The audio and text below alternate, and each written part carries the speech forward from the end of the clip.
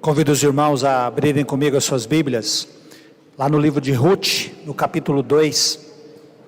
Livro de Ruth, capítulo 2.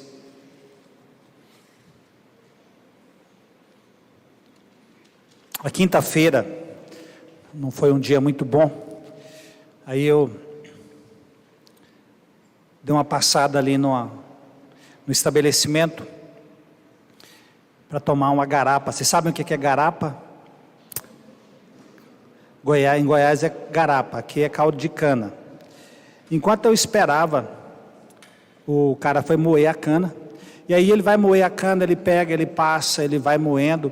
E aí, vendo ele moer aquela cana ali, naquele momento eu estava me sentindo exatamente ali como aquela cana. Assim, quando você sente que já esgotou assim todas as suas possibilidades. Eu vi aquele cara passar, parecia assim que ele passou aquela cana ali na moenda até não ter mais nada.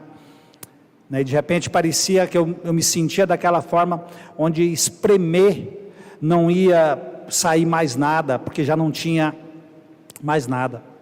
E essa é também a posição que Ruth e Noemi se encontram aí no início do capítulo 2. Se no início do livro, Noemi tinha tudo, ela tinha um marido, 2 filhos, para ajudá-la, para cuidar dela.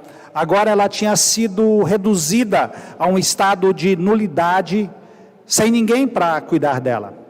A única coisa que tinha ao seu lado era a incômoda presença daquela moabita, Ruth. E Noemi não tinha nem certeza se Ruth era uma ajuda ou se Ruth era um constrangimento. Não foi de Noemi a ideia de Ruth ir com ela no seu retorno para casa. A última coisa que Noemi queria era mais uma boca para alimentar e mais uma pessoa para vestir.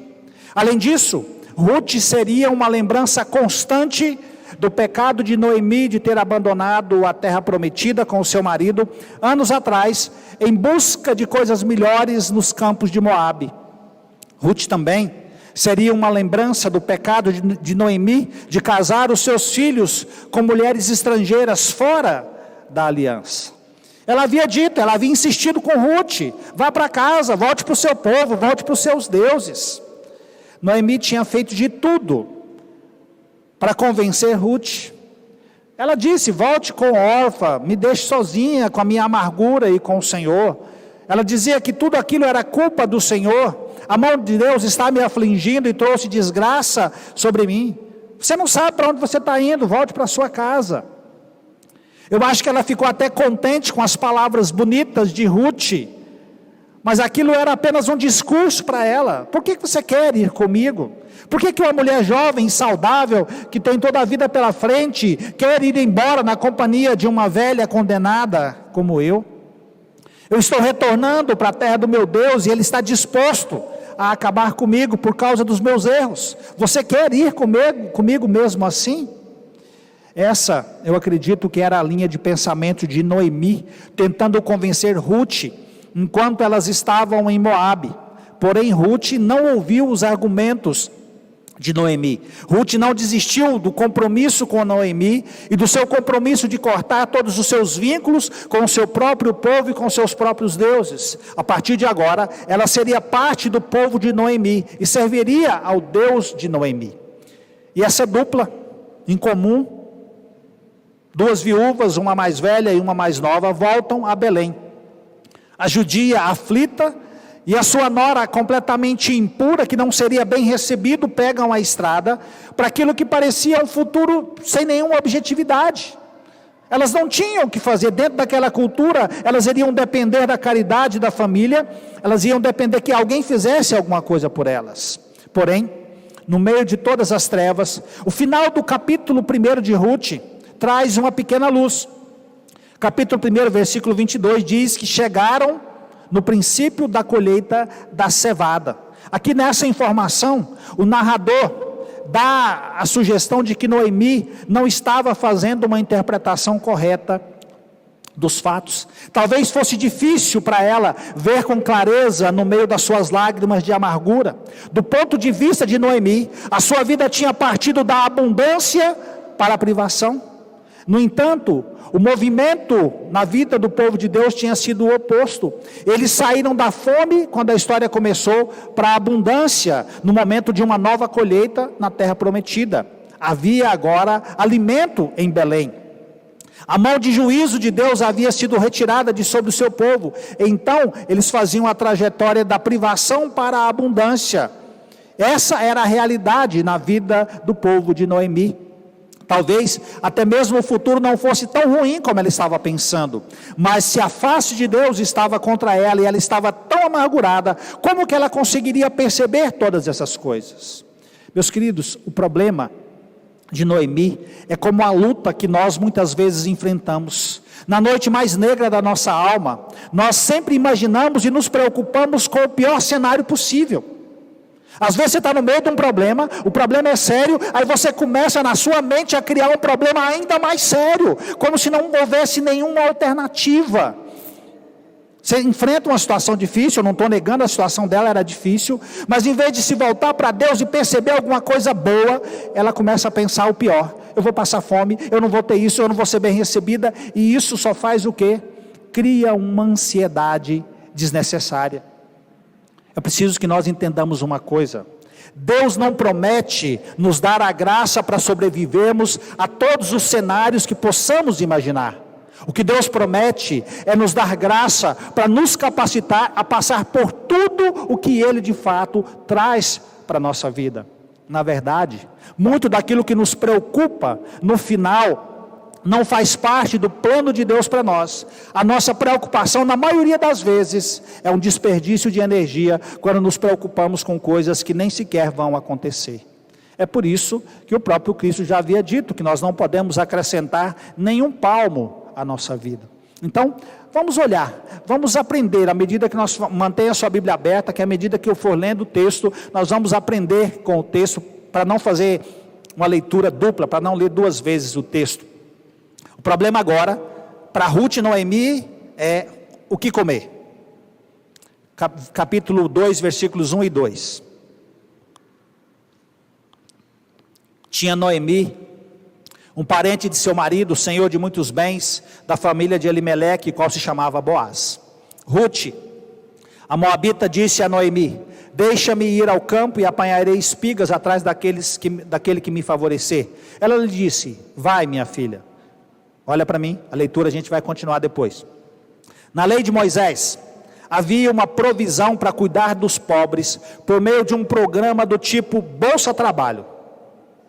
Não tinha Bolsa Família, era Bolsa Trabalho. Os pobres, eles não deviam depender apenas da bondade do Estado. Em vez disso, eles tinham a permissão pela lei de Deus de rebuscar nos campos depois dos colhedores e nas extremidades das plantações, caindo aquilo que era deixado para trás. Então, era feita a colheita, aquilo que caía, o dono da terra não podia voltar novamente pegando. E ele também tinha que deixar os cantos da sua lavoura para os pobres. Isso era a ordenança da lei de Deus. Eles tinham que deixar aquilo que fosse necessário para suprir as necessidades mais básicas dos mais pobres. E rebuscar era um trabalho árduo, era um trabalho difícil e inseguro, uma vez que nem todo proprietário de terras estava disposto a cumprir as determinações da lei de Deus. Rebuscar era ainda mais perigoso para uma mulher estrangeira, uma moabita, que não estava ligada a nenhuma família que pudesse protegê-la, ou que pudesse cuidar dela em caso de necessidade. Desse modo, quando Ruth se levanta para ir rebuscar, para trazer comida para as duas, ela se estava arriscando por si mesma e também por Noemi. Ela estava dando um passo de fé, na esperança de que lá fora, em algum lugar, haveria um proprietário de terras temente a Deus e generoso e cuidadoso para com os pobres. Meu querido, uma lição importante aqui: ter fé não é ficar sentado de braços cruzados, esperando que a provisão caia do céu. Nós somos chamados a fazer o que está ao nosso alcance, e enquanto fazemos aquilo que podemos fazer, nós confiamos que Deus vai prover as nossas necessidades. Interessante também que não fica claro por que Noemi também não saiu a rebuscar. Nesse ponto da história, ela estava aí mais ou menos da idade da Regifrã, aí uns 50 anos, Ela não tinha nenhuma deficiência física que a incapacitasse de sair e trabalhar. Será que ela não poderia ter feito mais nada para ajudar? Com certeza, seria mais seguro estarem as duas catando espigas do que uma sozinha. Pelo menos elas poderiam trazer mais comida. Mas eu penso que a amargura de Noemi fez com que ela mergulhasse em depressão e desespero. Presta atenção na resposta curta que ela dá quando Ruth fala que vai buscar comida. Vá, minha filha. Aparentemente ela havia gastado todas as suas energias se preocupando, pensando no pior, pensando o que ia acontecer o pior, e nada sobrou para que ela pudesse tentar fazer alguma coisa que pudesse de fato resolver os problemas delas. Tenha sido ou não o desespero o responsável pela falta de ação de Noemi, com certeza ele o é no que diz respeito a nós.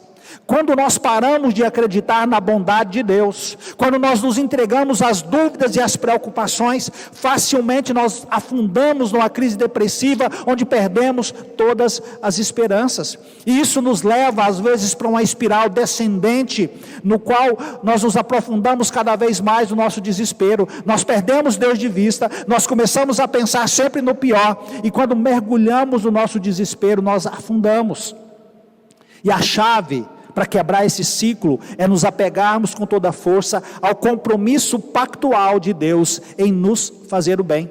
Se nós pudermos olhar para a cruz, se nós compreendermos a altura e a profundidade do amor de Deus por nós em Jesus, então nós não poderemos duvidar do desejo que Ele tem de nos dar todas as coisas necessárias para a nossa vida e a piedade. Se sentirmos que em Cristo o favor de Deus se dirige a nós, apesar dos nossos pecados e falhas, então nós vamos ser encorajados a nos erguer e prosseguir com fé. Continuaremos a não saber o que o futuro nos reserva. No entanto, se conhecemos aquele que controla o nosso futuro, esse é o primeiro passo para aprendermos a descansar nas mãos de Deus. Confiar em Deus não é fruto de você saber o que Deus vai fazer na sua vida, mas você saber que Deus sabe o que Ele está fazendo com a sua vida.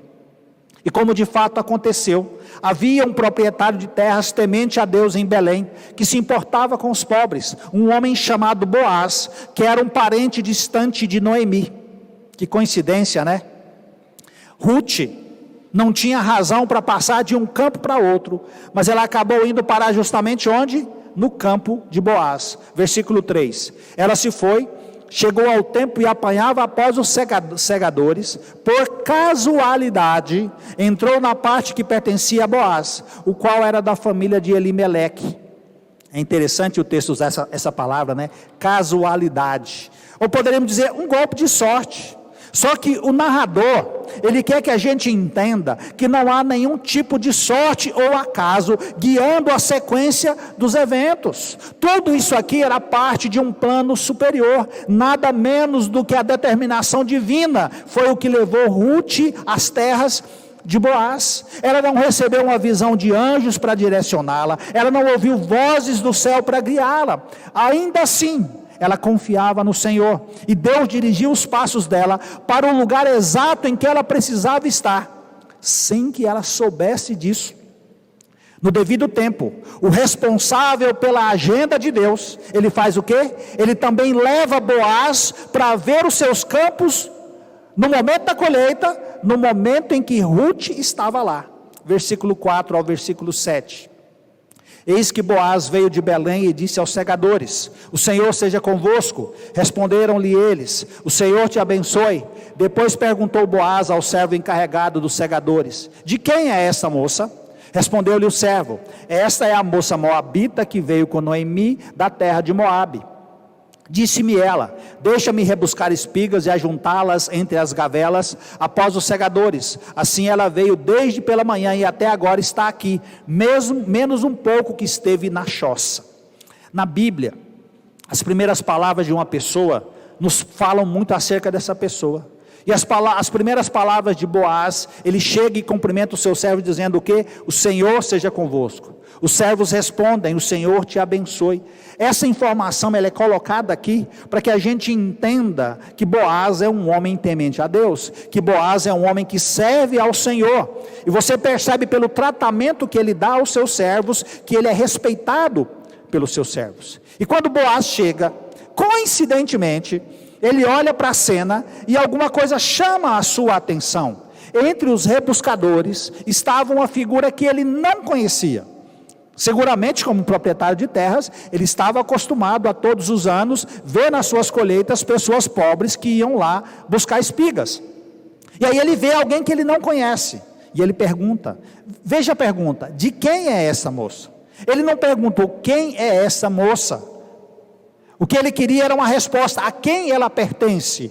Onde é que ela se encaixa na nossa sociedade?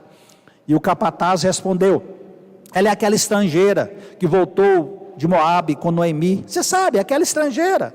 Na verdade, quando ele diz isso, ele está dizendo, ela não pertence a ninguém, ela não pertence a lugar nenhum. Mas eu lhe digo uma coisa, ela trabalha muito. Ela trabalhou no sol o dia todo. Boaz sabia muito bem de quem é que o seu servo estava falando. Ele tinha ouvido, Belém era uma cidade pequena, seguramente Noemi, quando saiu, era de uma família rica e influente. Quando ela volta, todo mundo sabia. Ele tinha ouvido a respeito de Ruth, que tinha voltado para casa com Noemi. E agora ele encontra aquela moça trabalhando duro no seu campo, por causa de quem? Da sua sogra. Apesar das diferenças sociais entre eles, Boaz vai a Ruth e fala com ela. E vai fazer uma proposta muito generosa. Versículo 8 até o 12. Então disse Boaz a Ruth, ouve, filha minha, não vás colher em outro campo, nem tampouco passes daqui, porém aqui ficarás com as minhas servas. Estarás atenta ao campo que cegarem e irás após elas. Não dei ordem aos servos que te não toquem? Quando tiveres sedes, vai às vasilhas e bebe do que os servos tiraram. Então ela, inclinando-se o rosto em terra, lhe disse, como é que me favoreces e fazes caso de mim, sendo eu estrangeira? Respondeu Boaz e lhe disse, bem me contaram tudo quanto fizeste a tua sogra, depois da morte de teu marido, e como deixaste a teu pai e a tua mãe, e a terra onde nascestes, e vieste para um povo que dantes não conhecias. O Senhor retribua o teu feito, e seja cumprida a tua recompensa do Senhor, Deus de Israel, sob cujas asas vieste buscar refúgio. Você consegue imaginar o impacto que essas palavras tiveram em Ruth, a estrangeira? Você lembra de domingo passado? Quando eu falei que ela chegou e ela era como se não existisse, todo mundo via Noemi, mas ninguém via Ruth. A primeira pessoa que viu Ruth foi quem? Foi Boaz. Essas foram as primeiras palavras gentis que ela ouviu desde que ela deixou Moabe. Mais do que isso, elas eram uma bênção que Boaz estava invocando o favor de Deus sobre ela, como se ela fosse um membro da comunidade da aliança. Boaz, esse homem de Deus, ele reconhece a sinceridade das palavras e dos atos de Ruth para com Noemi. Ele entende mais do que todos os outros. Quando ela veio, ela estava voltando, ela deixou para trás não apenas a sua terra natal, mas os seus antigos deuses, e agora ela buscava refúgio no Senhor. E ele ora para que o Senhor dê a ela a proteção que ela estava buscando. Essa era a resposta calorosa e graciosa que o comprometimento dela com Noemi tinha merecido, mas ela nunca recebeu. E não é de admirar que agora Ruth fique consolada. Ela não tinha tido um tratamento gentil até agora. Versículo 13, tu me favorecestes muito, Senhor meu, pois me consolastes e falaste ao coração da tua serva, não sendo eu nem ainda como uma das tuas servas. Ruth, a estrangeira, estava se sentindo acolhida. Aquela que tinha vindo em busca do Deus de Israel, tinha pela primeira vez sentido que poderia haver um lugar para ela entre os seguidores de Deus. Por que alguém, especialmente um homem com posição dentro da comunidade como Boaz, iria se importar com uma mulher estrangeira como ela? Ela que aos olhos dos outros nem existia. E você vai perceber que a bondade de Boaz não se limitou apenas às suas palavras. Na hora da refeição, em vez de deixá-la à distância, ele faz o que no versículo 14? Ele a convida para comer com eles. Versículo 14, a hora de comer, Boaz lhe disse: achega-te para aqui e come do pão, e molha no vinho o teu bocado. Ela se assentou ao lado dos segadores, e ele lhe deu grãos tostados de cereais. Ela comeu, se fartou e ainda sobejou.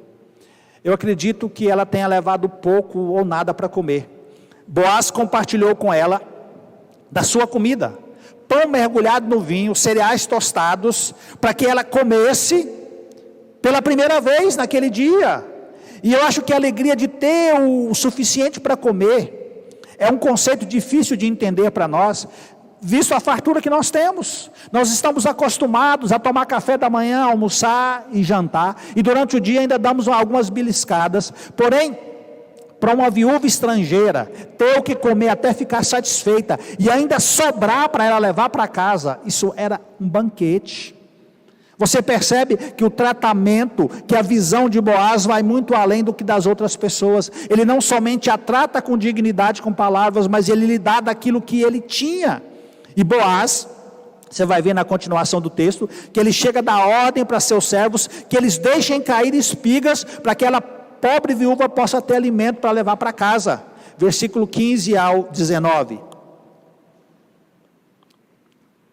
Levantando-se ela para rebuscar, Boaz deu ordem aos seus servos, dizendo: até entre as gavelas deixai-a colher e não a censureis. Tirai também dos molhos algumas espigas e deixai-as para que as apanhe e não a repreendais.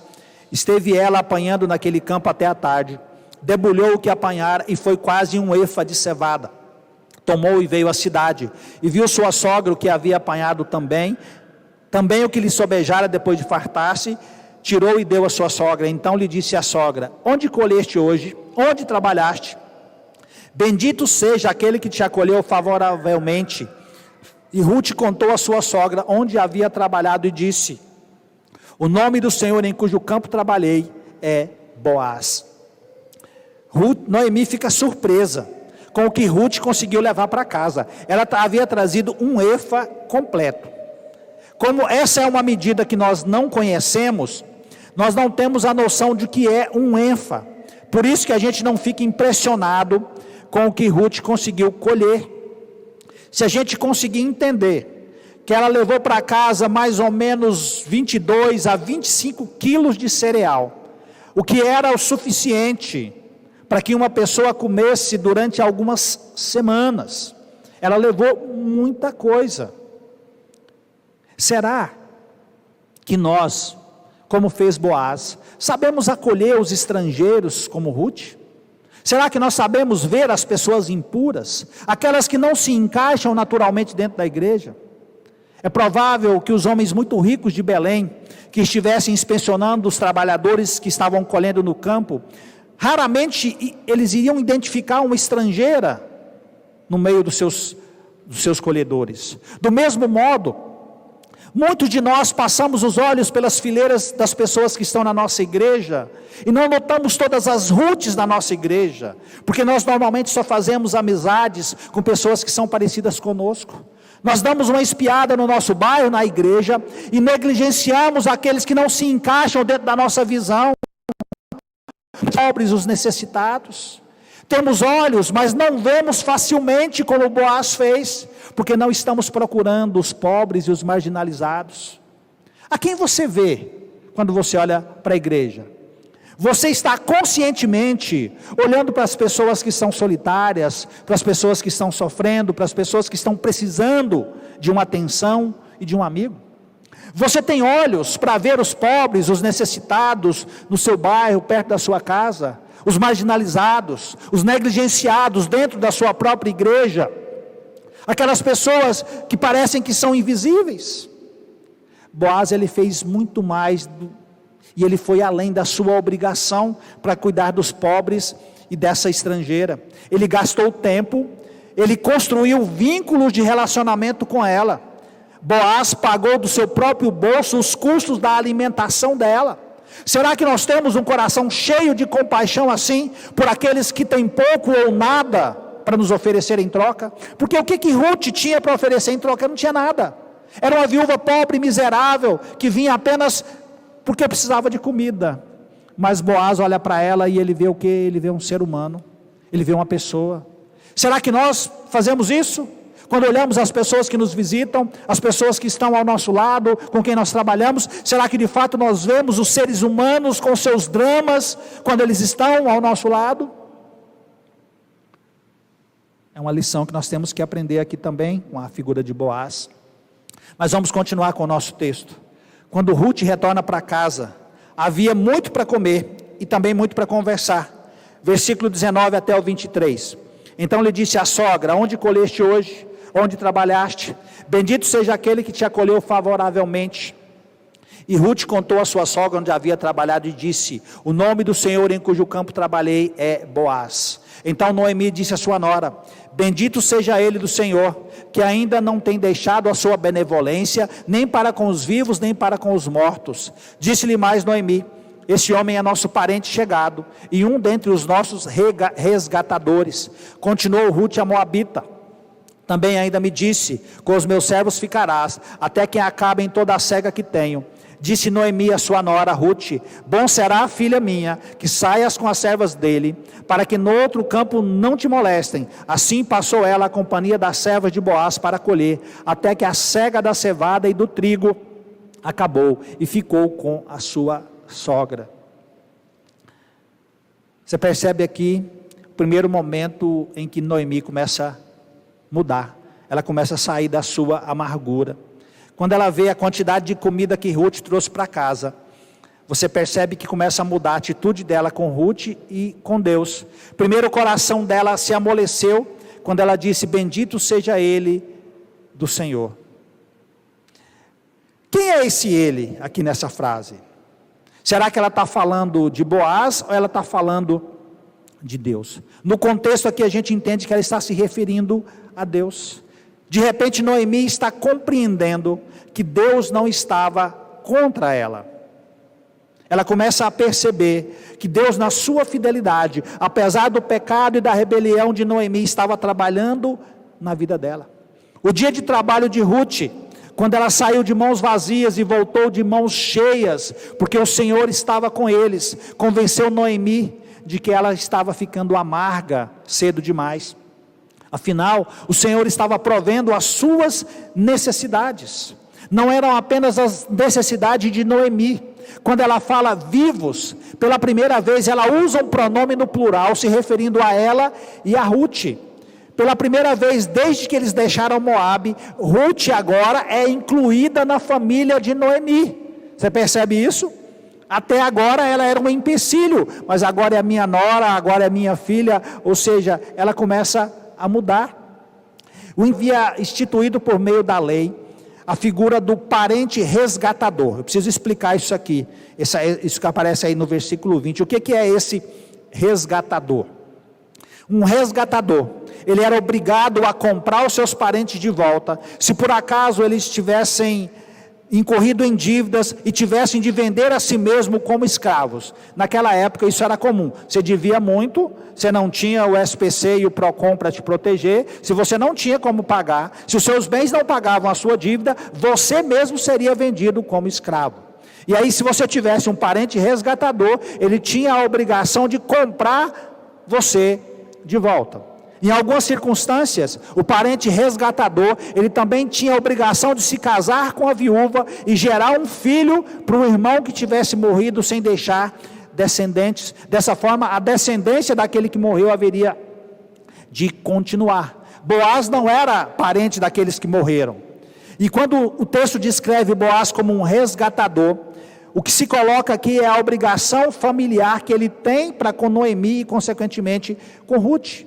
A questão toda é que Ruth era uma moabita, ela não estava incluída na proteção da lei de Deus. Mas o que nós percebemos é que Boaz, ele se preocupava e ele ia além das obrigações da lei.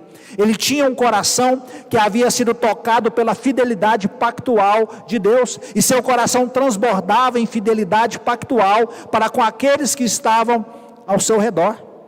A fidelidade do pacto é um termo-chave aí no livro de Ruth e na Bíblia em geral. É uma palavra difícil da gente traduzir, porque ela inclui muitas coisas. Ela inclui o amor, a graça, a misericórdia e a bondade de Deus. Todos os atos positivos que vêm das mãos de Deus decorrem da aliança que Ele tem firmado com o seu povo. E essa aliança inclui a bondade de Deus com o seu povo e, consequentemente, a bondade de uns para com os outros. E a generosidade de Boaz com Ruth é um modelo da aliança pactual em ação. Além do mais, a referência a Boaz como resgatador aponta para a figura do nosso Redentor. Boaz foi o meio que Deus usou de uma maneira singela para mostrar a Noemi a sua bondade.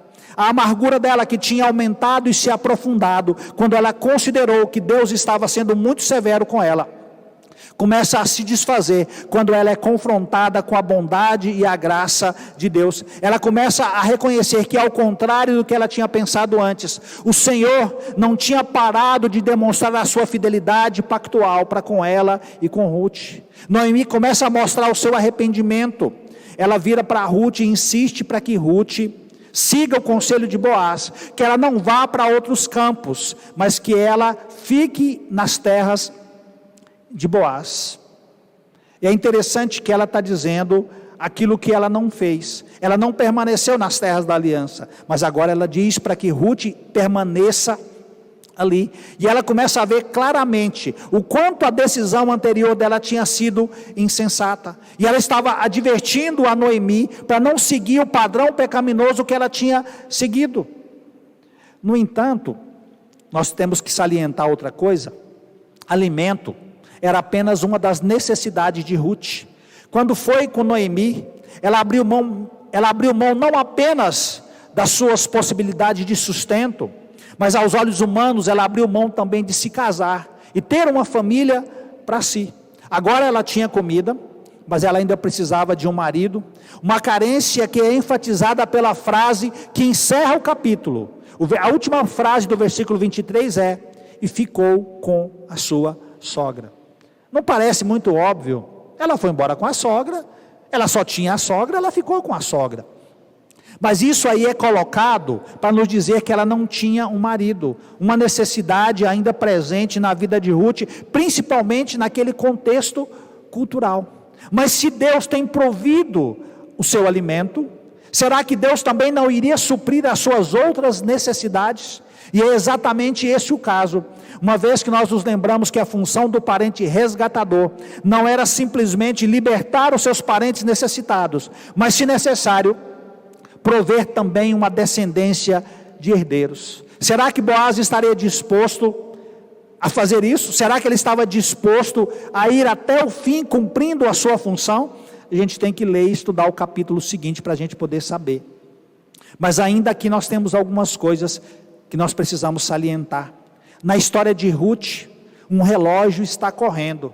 A princípio a gente não nota esse relógio. Os ouvidos de Ruth não estão sintonizados com o calendário da história da salvação. Mas é surpreendente quando você percebe e você começa a fazer as relações corretas. Noemi, preste atenção nisso. Noemi e Ruth voltam para Belém no início da colheita da cevada. Em outras palavras, elas foram para casa na época da festa da Páscoa, quando começava a colheita dos cereais. Não havia melhor época para uma mudança de Moabe para a terra prometida. Era o início do calendário, o início do ano no calendário judaico, o período adequado para um novo começo pela graça de Deus. Então, no início do ano novo, é justamente esse o momento em que elas chegam. E nessa época, Ruth e Noemi estavam vivenciando as primícias do livramento de Deus por meio dos presentes dados por Boaz. No entanto, elas ainda não tinham visto a totalidade daquilo que Deus tinha planejado para elas. Ruth não apenas vivencia as primícias da graça de Deus, mas no sentido profundo, ela é as primícias. Na plenitude do tempo, o Pentecostes, que era por excelência a festa da colheita em Israel, foi o dia em que Deus escolheu para derramar o seu Espírito sobre judeus e gentios, juntando-os todos num único povo. A incorporação de Ruth ao povo de Deus é um prenúncio daquilo que vai acontecer no Pentecostes. Você consegue perceber? Como a graça de Deus faz todas as coisas? Ruth chega naquele momento exato. E vários anos depois, naquele momento exato, o Espírito Santo vai ser derramado, e dentro da igreja vão entrar cristãos e gentios. Então Ruth, ela pré-anuncia aquilo que vai acontecer. Um dia, Deus vai fazer uma colheita entre os gentios, quando a sua graça vai se estender à totalidade das nações. Concentradas nas suas necessidades, Noemi e Ruth não perceberam o relógio da salvação. Mas o narrador, movido por Deus, ele quer que nós entendamos isso, ele quer que nós entendamos o tempo perfeito de Deus. Para nós também há um relógio correndo. Nós que recebemos as primícias da nossa salvação, aguardamos a sua plenitude. A nossa salvação ela já começou a acontecer, mas ela ainda não se cumpriu. Nós somos salvos hoje, mas ainda vivemos no mundo caído. Tudo aquilo que haveremos de ser ainda não se cumpriu. Só que muitas vezes nós estamos tão preocupados com os desafios da sobrevivência diária, que tendemos a nos esquecer do relógio da salvação. Nós não podemos nos esquecer do tempo perfeito de Deus. Nós somos salvos, mas nós ainda sofremos, nós ainda gememos, nós ainda passamos por dificuldades. Mas é porque a ação completa de Deus ainda não aconteceu. O que é que nós precisamos? Aquietar o nosso coração e concentrar a nossa atenção na realidade de que a nossa herança está entesourada para nós nos céus, e isso alimenta a nossa esperança, e isso nos encoraja a perseverar até que o tempo de Deus se cumpra. Perceba isso. É maravilhoso quando você lê a Escritura e você começa a entender coisas tão significativas que estão colocadas dentro dela. Eu quero concluir, meus queridos, as minhas palavras nessa noite. Lembra que eu iniciei falando que eu me sentia como um bagaço de cana depois de ter sido passado na moenda várias vezes? Naquele mesmo dia, pelos meios do Senhor, Ele falou comigo me dizendo: e o meu Deus, segundo a sua riqueza em glória, há de suprir em Cristo Jesus cada uma de vossas necessidades. Às vezes parece que não é assim. Às vezes para nós parece que Deus desviou a sua face de nós, que Ele fechou os ouvidos às nossas orações. Pode até parecer que Ele se esqueceu de nós. Mas, meus irmãos, o livro de Ruth é um glorioso testemunho da afirmação de Paulo, de que Deus vai suprir todas as nossas necessidades. E a partir disso eu quero salientar 3 coisas. A primeira delas é que Deus é fiel. Na sua dor e na sua confusão, Noemi não tinha compreendido corretamente a Deus e tinha julgado mal a Ruth. Ela tinha se esquecido que Deus é o pastor que não deixa de demonstrar a sua fidelidade, a aliança, mesmo com a ovelha desgarrada. Ela não se lembrou de que Ele é o pai de braços abertos, esperando a volta da filha pródiga. Nós que vivemos na era do Novo Testamento, devemos ver a fidelidade constante e a gloriosa graça de Deus, muito mais clara do que Noemi. Nas Escrituras está registrada a história da longanimidade de Deus para com seus filhos rebeldes. Nós sabemos melhor ainda que o Pai permanece de braços abertos, olhando para o horizonte, esperando o retorno da filha pródiga, ansiando por recebê-la de volta em casa. E Ele não nos recebe de má vontade, Ele nos convida à sua mesa para participar do seu banquete, mesmo com todos os nossos pecados, mesmo quando começamos a ansiar pelas coisas do mundo e nos desviamos dos caminhos do Senhor, usando os seus recursos e os seus caminhos, Ele nos traz de volta. E quando voltamos como filhos pródigos, mesmo com os nossos pecados, mesmo imundos, nós somos recebidos na graça do Pai, porque Deus, Ele é fiel.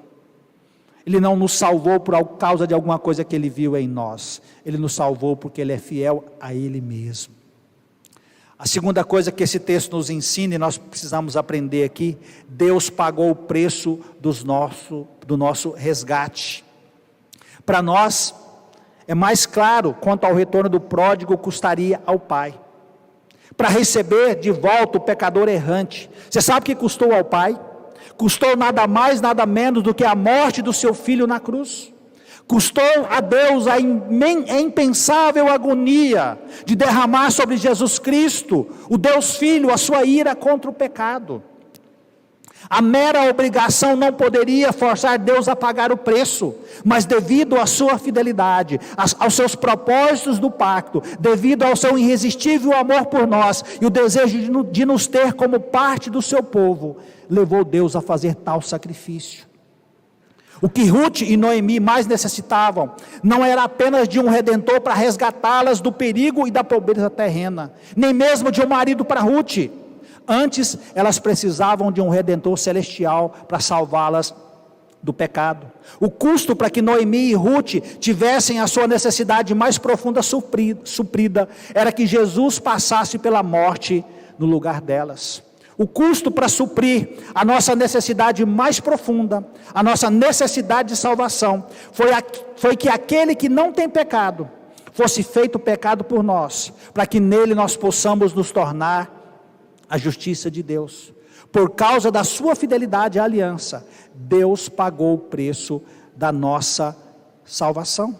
A nossa salvação, ela não custa nada para nós, mas ela teve um preço incalculável pago pelo nosso Deus, e Ele fez isso porque Ele é fiel. E isso tem que nos levar à seguinte conclusão: Deus supre todas as nossas necessidades. Nós devemos confiar em Deus, não apenas para prover o nosso pão de cada dia. Às vezes nós somos tentados a duvidar da promessa bondosa de Deus, a olhar para outros campos, a desejar outras coisas. Nós somos facilmente levados ao desespero e à amargura, quando trocamos o pão da vida por coisas que não nos satisfazem. A solução para a nossa agonia, para a nossa angústia, é ponderar sobre as maravilhas da graça e da fidelidade de Deus.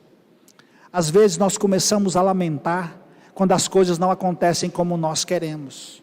Há uma diferença grande entre necessidade e desejo. A sua necessidade, eu tenho certeza, tem sido suprida por Deus. Os seus desejos normalmente não. E quando nós não temos os nossos desejos supridos, nós começamos a duvidar e lamentar da bondade de Deus. Mas eu quero que você fixe os seus olhos na graça de Deus. Eu quero que você pense no alto preço que foi pago para satisfazer a sua necessidade mais profunda. Se você entender que você não tem nenhuma necessidade maior do que a salvação, porque a própria Escritura diz que não adianta você ganhar o mundo inteiro e perder a sua alma. Você pode se tornar a pessoa mais rica de toda a história humana, mas se você não tem Cristo como Salvador, o seu destino é um só, é o inferno. Então, quando você entende a sua maior necessidade, e aí você olha para a Escritura, e você vê que Deus supriu a sua maior necessidade, isso tem que dar a certeza para você, que você não pode duvidar que Deus vai satisfazer todas as suas outras necessidades, uma vez que Deus tem mostrado a sua fidelidade. Será que vai nos faltar aquilo que de fato nós necessitamos? Na saúde ou na doença, na pobreza ou na riqueza, haja o que houver, todas as coisas nos vêm como parte do plano de Deus. Nós nos acabamos de cantar uma música que fala de Deus como o plano melhor. Meu querido, entenda uma coisa: até as partes amargas da sua vida são dadas como parte do plano perfeito de Deus e vão contribuir para abençoar a sua vida. Mais do que isso, esse ato valioso da providência de Deus, ele chega até nós nas mãos atravessadas por pregos de Cristo quando ele foi cravado na cruz. O Jesus que está conosco, ele promete estar conosco em todas as nossas situações. Ele mesmo disse que estaria conosco até a consumação dos séculos. Ele nos redime de todas as dificuldades e através delas. O compromisso de Deus não cessa. A fidelidade de Deus se renova a cada manhã, caminhando você nessa vida, passando por tudo aquilo que você passou. Mesmo quando nós viramos as costas para o nosso Deus, Ele ainda vem até nós, e Ele nos salva. Tudo isso nós aprendemos, porque todos nós, num momento ou no outro, nós somos filhos pródigos, e somos recebidos pelo Pai, somos agasalhados pelo Pai, e Ele tem cuidado de nós. Que assim como Noemi, nós também possamos ter os nossos olhos abertos, e a gente possa se voltar para a graça, bondade, fidelidade e misericórdia do nosso Deus. Amém? Vamos ficar de pé mais uma vez, meus irmãos, e vamos continuar adorando ao nosso Deus, cantando o hino, A Certeza do Crente, que tem o número 105, aí no nosso inário. Enquanto